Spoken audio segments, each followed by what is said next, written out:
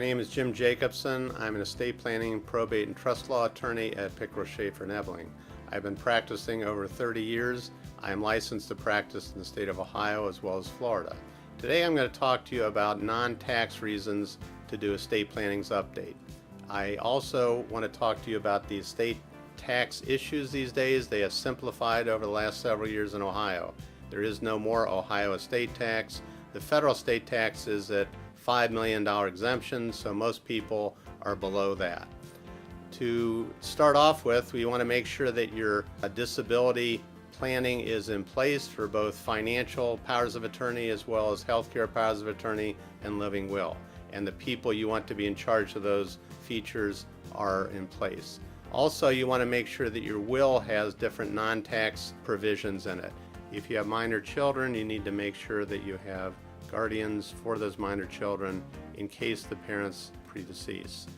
You also need to consider, if you do have custodian accounts, uniform transfers to Minors Act accounts, you are allowed to name successor custodians. You also need to name successor executors in case of an untimely death. As to Revocable Trust, which is a main provision for many people's planning, it provides confidentiality. It also avoids probate and probate expenses. You need to have those updated. You need to make sure that you have trust provisions setting forth the successor trustees. You also need to make sure that you have liquidity in those trusts for the successor trustees to pay expenses. You need to have funding of the trust and make sure you follow through with those. Many people do not do that. You need to have provisions for taking care of your assets and making sure they are flowing correctly.